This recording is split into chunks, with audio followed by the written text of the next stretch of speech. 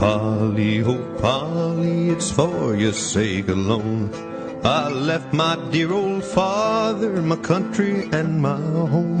I left my dear old mother to weep and to mourn. I am a rebel soldier and far from my home. Hi, this is James White from Red List News, and in a follow-up from a story that we covered in episode 3 about the China and America already at war, a story that we picked up from Natural News, and Mike Adams and his fine website. I actually contacted Mike, and he has decided to and agreed to graciously come on the program today and talk about the article that has really went viral. If you don't know, Mike Adams is the founder and operator of Natural News and many other fine websites. He's a great researcher, a great writer, and I tell you, I've got a lot of great information from Mike Adams and naturalnews.com. But without further delay, Mike Adams, thanks for joining us here on Red List News. Well, hi there, Jim. Hey, it's great to be on. Thanks for the invitation. Well, you're quite welcome, Mike. As I said, we picked up the story yesterday on our episode 3. It was our Going Deep story, which is the first story we cover, sort of the biggest story of the day. And it was the bombshell report that you put out about, looks like, it sounds to me like some sort of space weapons are being used by the Pentagon. And I know, Mike, you do have sources on the ground in Beijing or in China. And I just found out, I think today, that you actually speak Chinese amongst your other many talents. So please tell us about these weather-directed weapons, Mike. Or not weather weapons, but these space weapons, if you could. Well, yeah, I think it's pretty well known that we have sources, dissident sources in mainland China, in Beijing, and the city that was hit by what's being called this space weapon is Tianjin. And yeah, I do speak Mandarin Chinese. I lived in Asia for several years, and that's one of the ways that we developed some of our sources there. But look, our sources are telling us that, and these are people in Beijing and surrounding areas, they're telling us that they believe that the Pentagon is engaged in what's called kinetic retaliation for the currency devaluation of the Chinese yuan, the Chinese currency, and that this is consistent with the Obama administration's announcement several years ago, where they said that we will retaliate against cyber warfare or electronic attacks by using conventional military weaponry, in other words, kinetic weapons or explosive weapons and so on. Now, the part of the story that none of us can prove is whether the Pentagon has this orbiting space weapon, this rod of God, which has been talked about for many years, but no one obviously can prove whether it exists or not. But that is the speculation of the kind of weapon that could have caused this massive devastation in the Tianjin explosion.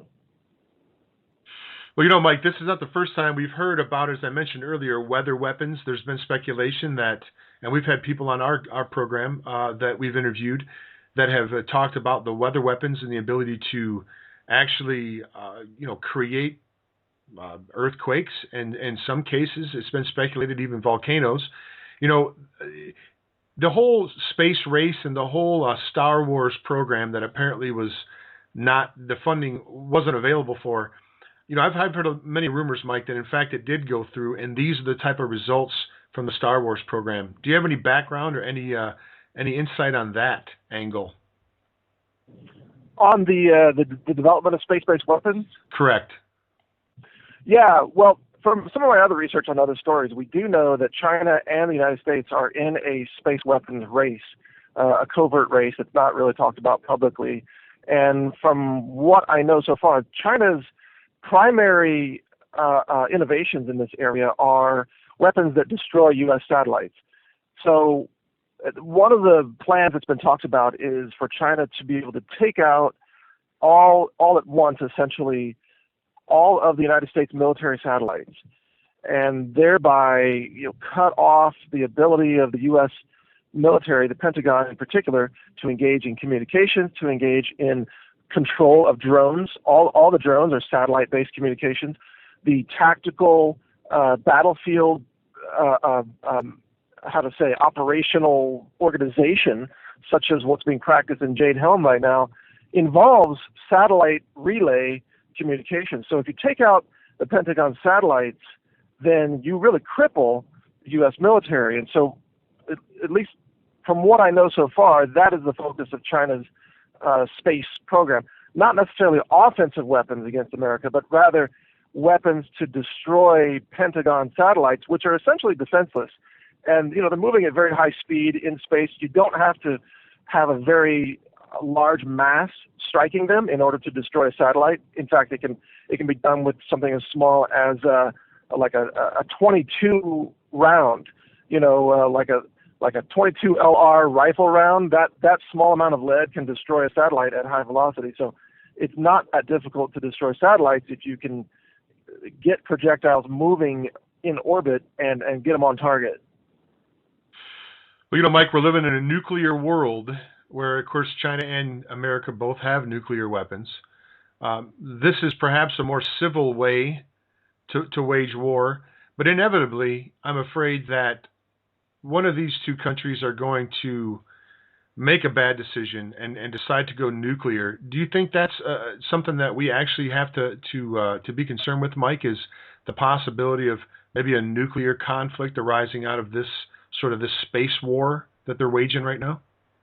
Well, in my opinion, I think that's a last-ditch ploy by people who have lost their minds.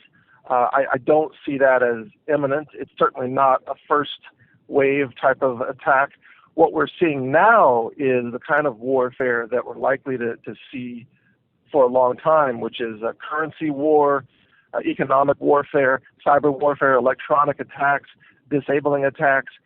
China's hacked the entire Pentagon personnel data file. I mean, that's been admitted everywhere. I believe China attacked the stock market and brought down trading on Wall Street. What was that, a few weeks ago or a month ago, something like that? The FAA recently lost control of their entire air traffic control hub on the East Coast for, I think, something like 24 hours, and many people suspect that was a hack attack or a probing kind of attack. I think that China doesn't need nuclear weapons to wage war against America. This concerns me, obviously. China is a communist regime. It's an evil empire. They do not respect freedom or liberty. They don't have a constitution.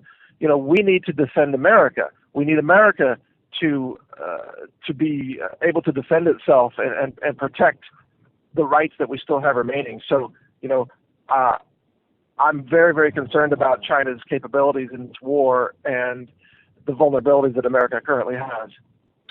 Well, Mike, last question. I get phone calls from people, from friends and family members that want to know, hey, September's coming up. We're hearing a lot of this stuff about September 25th, last 10 days of September. I'm sure you've heard it all.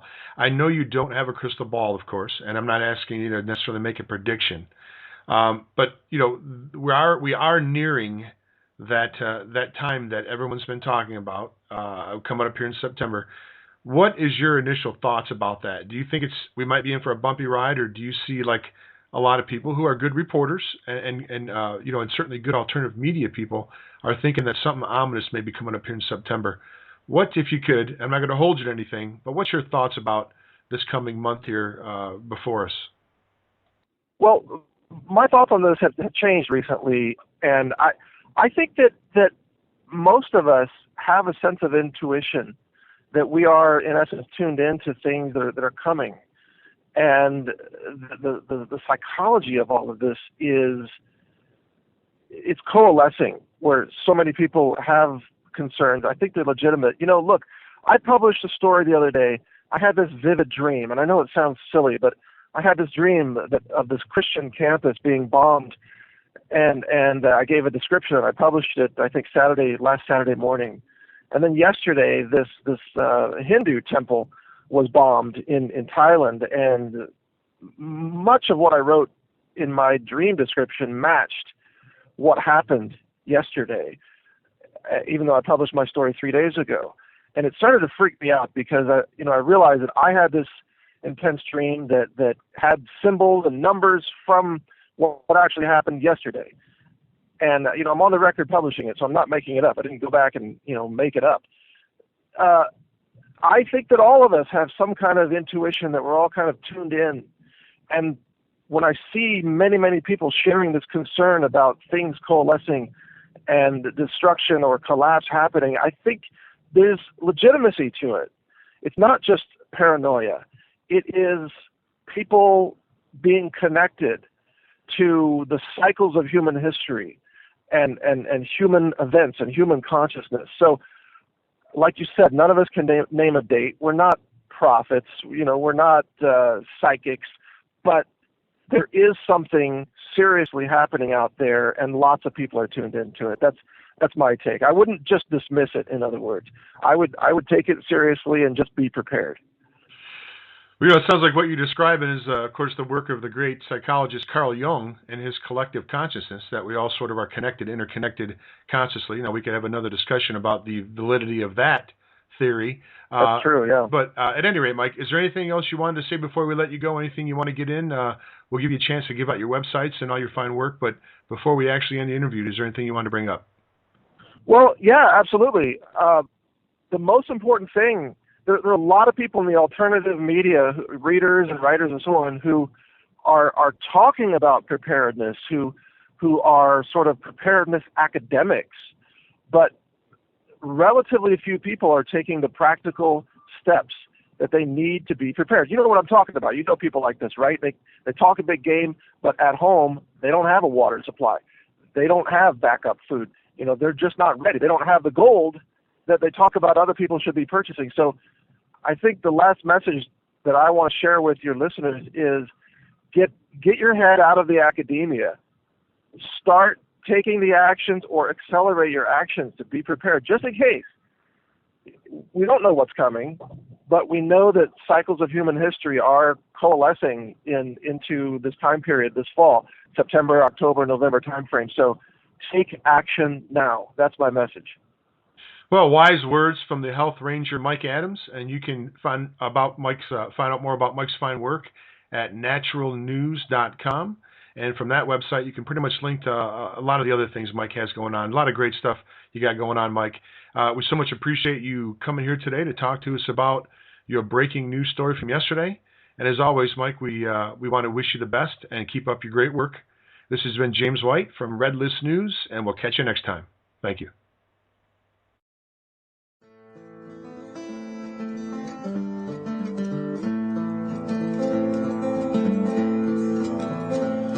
Oh Polly, it's for your sake alone. I left my dear old father, my country and my home. I left my dear old mother to weep and to mourn. I am a rebel soldier and far from my home.